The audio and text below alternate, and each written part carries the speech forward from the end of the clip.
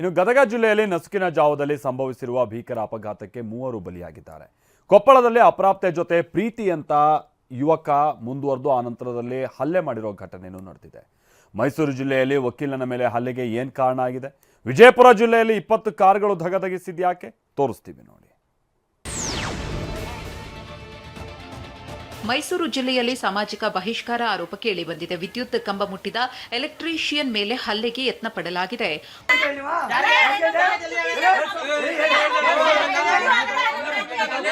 ಹುಣಸೂರು ತಾಲೂಕು ಕೊತ್ತಿಗಾಲ ಗ್ರಾಮದ ವೆಂಕಟೇಶ ನಾಯಕ್ ಎಂಬುವರ ಮೇಲೆ ಹಲ್ಲೆಗೆ ಯತ್ನಿಸಲಾಗಿದೆ.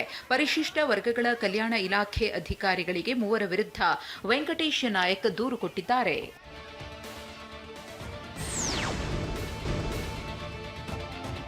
ಕಲಬುರಗಿಯ ಸ್ಟೇಷನ್ ಬಜಾರ್ ಅಂಗನವಾಡಿ ಮೇಲೆ ಲೋಕಾಯುಕ್ತ ಅಧಿಕಾರಿಗಳು ರೇಡ್ ಮಾಡಿದ್ದಾರೆ. ಅಂಗನವಾಡಿಗೆ ಸರಬರಾಜು ಮಾಡಿದ ಮೊಟ್ಟೆ ಬಿಲ್ ಪಾವತಿ ಮಾಡಲು ಕಮಿಷನ್ ಕೇಳಿದ ಸೂಪರ್ವೈಸರ್ ಲೋಕ ಬಲೆಗೆ ಬಿದ್ದಿದ್ದಾರೆ. ಅಂಗನವಾಡಿ ಕಾರ್ಯಕರ್ತೆ ಹೀನಾ ಹಾಗೂ ಸೂಪರ್ವೈಸರ್ ಪಿಂಕೋಬಾಯಿ ಲೋಕಾಯುಕ್ತ ಬಲೆಗೆ ಬಿದ್ದಿದ್ದಾರೆ. 6,030 ರೂಪಾಯಿ ಹಣ ಲಂಚ ಸ್ವೀಕರಿಸುವಾಗ ರೆಡ್ ಹ್ಯಾಂಡ್ ಆಗಿ ಇಬ್ಬರು ಸಿಕ್ಕಿಬಿದ್ದಿದ್ದಾರೆ.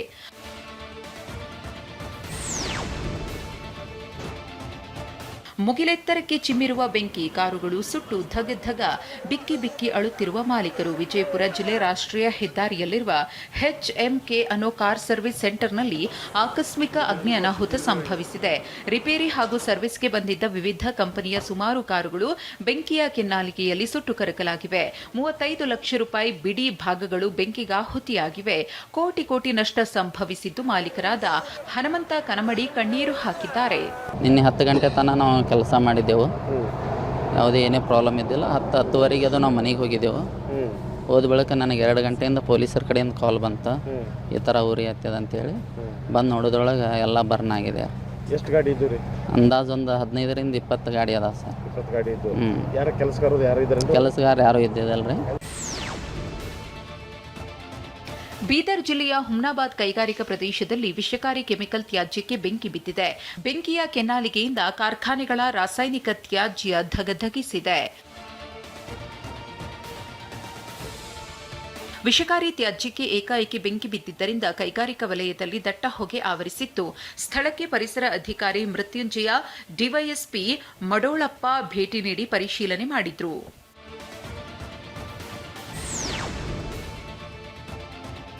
ಮೈಸೂರಿನಲ್ಲಿ 3 ಡ್ರಗ್ ಪೆಡ್ಲರ್ಗಳನ್ನು ಬಂಧಿಸಲಾಗಿದೆ. ಸಾತಗಳ್ಳಿಯ ಮೂನ್ ಬಕ್ಸ್ ಕೆಫೆ ಬಳಿ 3 ಮಾದಕ ದ್ರವ್ಯ ಮಾರಾಟಗಾರರನ್ನ ಸಿಸಿಬಿ ಪೊಲೀಸರು ಸೆರೆ ಹಿಡಿದಿದ್ದಾರೆ. ಅಮೀರ್ ಖಾನ್, ಸೈಯದ್ ಇಮ್ರಾನ್, ಮೊಹಮ್ಮದ್ ನಬೀಲ್ ಎಂಬುವರನ್ನು ದಸ್ತಗಿರಿ ಮಾಡಲಾಗಿದೆ. ಬಂಧಿತರಿಂದ 1,20,000 ಮೌಲ್ಯದ 11 ಗ್ರಾಂ MDMA ವಶಕ್ಕೆ ಪಡೆಯಲಾಗಿದೆ. ಉದಯಗಿರಿ ಪೊಲೀಸ್ ಠಾಣೆಯಲ್ಲಿ NDPS ಕಾಯ್ದೆಯ ಅಡಿಯಲ್ಲಿ ಪ್ರಕರಣ ದಾಖಲಾಗಿದೆ.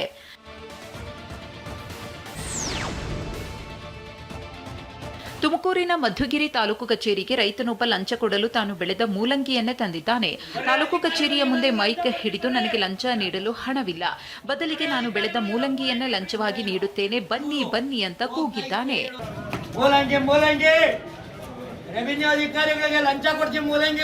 ತನ್ನ ಜಮೀನಿಗೆ ರಸ್ತೆ ಇಲ್ಲದೆ ರಸ್ತೆ ಮಾಡಿಕೊಡಲು ಅರ್ಜಿ ನೀಡಿದ್ದ ರೈತ ಪ್ರಸನ್ನ ಕುಮಾರ್ ಬಳಿ ಅಧಿಕಾರಿಗಳು ಲಂಚಕ್ಕೆ ಬೇಡಿಕೆ ಇಟ್ಟಿದ್ರು ಎನ್ನಲಾಗಿದೆ. ಇದರಿಂದ ಬೇಸತ್ತು ರೈತ ಪ್ರಸನ್ನ ಕುಮಾರ್ ಮೂಲಂಗಿಯನ್ನೇ ಕಚೇರಿಗೆ ತಂದಿದ್ದಾನೆ. ಅಧಿಕಾರಿಗಳಿಗೆ ನನ್ನ ಹತ್ರ ಮೂಲಂಗಿ ಮಾರ್ಕೊಂಡು ಜೀವನ ಮಾಡ್ತಾ ಇದ್ದೀನಿ ನಾನು. ಅದಕ್ಕೋಸ್ಕರ ಮೂಲಂಗಿನ ಲಂಚ ಕೂಡ ತುಂಬಿದ್ದೀನಿ ಇವತ್ತು. ಇನ್ನು ಕೃಷಿ ಹೊಂಡದಲ್ಲಿದ್ದ ಮೀನುಗಳೇ ಕಣ್ಮರೆ. ಆ ಅಧಿಕಾರಿ ಮನೆಯಲ್ಲಿ 60 ಲಕ್ಷ ಹಾರ್ಡ್ ಕ್ಯಾಶ್. ಇನ್ನು ಜಡ್ಜ್ ಹಾಲ್ನಲ್ಲಿಯೇ ನಡೀತು ಆ ವ್ಯಕ್ತಿ ಆತ್ಮಹತ್ಯೆ ಯತ್ನ. ಪ್ರಿಯಕರಣಿಗಾಗಿ ಪತಿ ಹತ್ಯೆಗೆ ಸುಪಾರಿ ಕೊಟ್ಟಿದ್ದ ಪತ್ನಿ ಸಿಕ್ಬಿದ್ದಿದ್ದು ಹೇಗೆ ನೋಡೋಣ ಬನ್ನಿ. ಚಾಮರಾಜನಗರ ಜಿಲ್ಲಾಡಳಿತ ಭವನದಲ್ಲಿ ನಾಟಕೀಯ ಬೆಳವಣಿಗೆ ನಡೆದಿದೆ. ಸಭೆ ಕರೆದು ಗಂಟೆಗಟ್ಟಲೆ ಕಾಯಿಸಿದ್ದಕ್ಕೆ ರೈತರು ರೊಚ್ಚಿಗೆದ್ದಿದ್ದಾರೆ. ಪ್ರಾದೇಶಿಕ ಆಯುಕ್ತರು ಹಾಗೂ ಚಾಮರಾಜನಗರ, ಮೈಸೂರು ಜಿಲ್ಲಾಧಿಕಾರಿಗಳು ಮತ್ತು ಅರಣ್ಯ ಇಲಾಖೆ ವಿರುದ್ಧ ಧಿಕ್ಕಾರ ಕೂಗಿ ಆಕ್ರೋಶ ಹೊರಹಾಕಿದ್ದಾರೆ. ರೈತರು ಧಿಕ್ಕಾರ ಕೂಗಿ ಆಕ್ರೋಶ ವ್ಯಕ್ತಪಡಿಸಿದ್ರು. ಅಧಿಕಾರಿಗಳು ಮಾತ್ರ ಇನ್ನೂ ಕೆಲ ಗಂಟೆಗಳ ಕಾಲ ಸಭೆಗೆ ಹಾಜರಾಗಿರಲಿಲ್ಲ.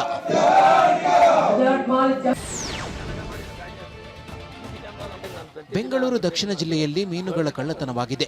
ಚನ್ನಪಟ್ಟಣದ ಬಿವಿ ಪಾಳ್ಯದ ಕೃಷಿ ಹೊಂಡದಲ್ಲಿದ್ದ ಮೀನುಗಳನ್ನು ಕಳವು ಮಾಡಲಾಗಿದೆ. ಗಿರೀಶ್ ಬಾಬು ಎಂಬುವರಿಗೆ ಸೇರಿದ ಕೃಷಿ ಹೊಂಡ ಇದಾಗಿದ್ದು ಲಕ್ಷಾಂತರ ರೂಪಾಯಿ ಮೌಲ್ಯದ ಮೀನುಗಳನ್ನು ಕಳೆದುಕೊಂಡಿರೋ ಮಾಲೀಕ ಅಕ್ಕೂರು ಪೊಲೀಸ್ ಠಾಣೆಯಲ್ಲಿ ದೂರು ದಾಖಲಿಸಿದ್ದಾರೆ.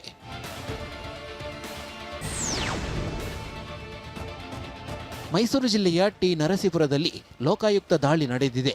ತಾಲೂಕು ಕಚೇರಿಯ ಜೆಇ ಕೆಆರ್ ಚಂದ್ರಶೇಖರ್ ಮನೆ ಕಚೇರಿ ಮೇಲೆ ದಾಳಿ ನಡೆಸಲಾಗಿದೆ. ಚಂದ್ರಶೇಖರ್ ನಿವಾಸದಲ್ಲಿ 60 ಲಕ್ಷ ರೂಪಾಯಿ ಪತ್ತೆಯಾಗಿದೆ. ಇದೇ ವೇಳೆ ಡೆಪ್ಯೂಟಿ ಎಲೆಕ್ಟ್ರಿಕಲ್ ಇಂಜಿನಿಯರ್ ಆಗಿರುವ ಅಲ್ತಾಫ್ ಹುಸೇನ್ ಜಕಾರ್ತಿ ಮನೆ ಕಚೇರಿ ಮೇಲೆಯೂ ದಾಳಿ ನಡೆಸಲಾಗಿದೆ.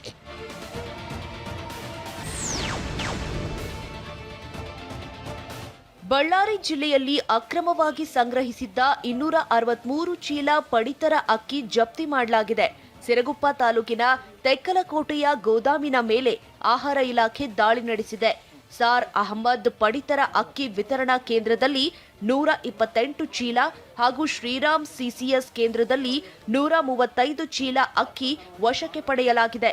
ಒಟ್ಟು 3,28,750 ರೂಪಾಯಿ ಮೌಲ್ಯದ ಪಡಿತರ ಅಕ್ಕಿ ಜಪ್ತಿ ಮಾಡಲಾಗಿದೆ.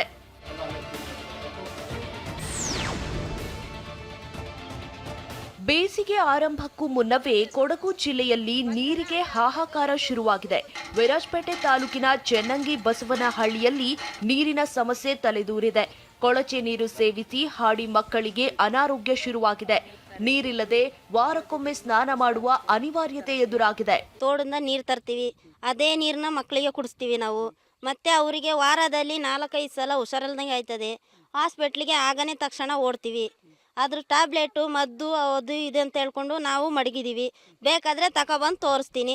ಇಲ್ಲಿ ಪಂಚಾಯಿತಿ ಮೆಂಬರು ಬರೋದಿಲ್ಲ, ಯಾರು ಬರೋದಿಲ್ಲ. ಒಂದು ರೋಡ್ ಸರಿ ಇಲ್ಲ, ಒಂದು ಕರೆಂಟ್ ಸರಿ ಇಲ್ಲ, ಒಂದು ನೀರೂ ಸರಿ ಇಲ್ಲ, ಯಾವುದು ಸರಿ ಇಲ್ಲ ನಮಗೆ.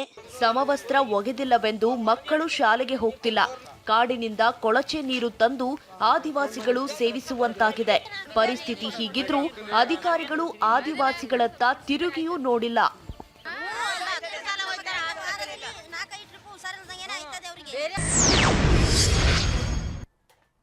ಇನ್ನು ಬಿಗ್ ಬಾಸ್ನ ಮಾಜಿ ಸ್ಪರ್ಧೆ ರಜತ್ ಮತ್ತೆ ವಿವಾದವನ್ನ ಮೈಮೇಲೆ ಎಳೆದುಕೊಂಡಿದ್ದು ಹೇಗೆ? ಕೋಲಾರ ನಗರಕ್ಕೆ ಭಾರೀ ವಾಹನಗಳ ಪ್ರವೇಶ ನಿರ್ಬಂಧ ಹೇರೋದಕ್ಕೆ ಏನ್ ಕಾರಣ? ಯಾದಗಿರಿಯಲ್ಲಿ ರಾತ್ರಿ 11 ಗಂಟೆವರೆಗೂ ತೆರೆದಿರುವಂತ ಆ ಶಾಲೆ ಯಾವುದು? ತೋರಿಸ್ತೀವಿ ನೋಡಿ.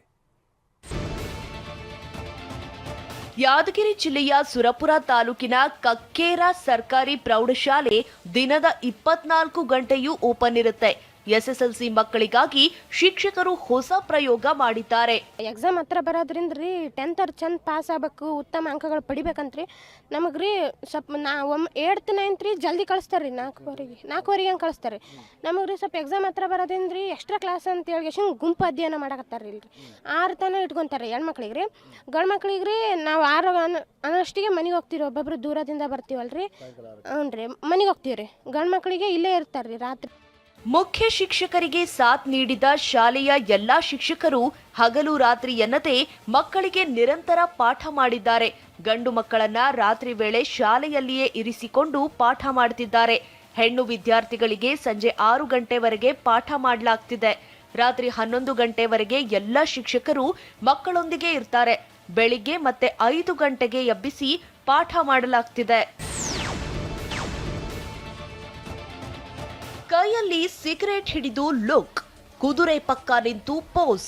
ಮಚ್ಚು ವಿವಾದದಿಂದ ಸದ್ದು ಮಾಡಿದ್ದ ಬಿಗ್ ಬಾಸ್ ಖ್ಯಾತಿಯ ರಜತ್ ಈಗ ಮತ್ತೊಂದು ವಿವಾದ ಮೈಮೇಲೆಳೆದುಕೊಂಡಿದ್ದಾರೆ.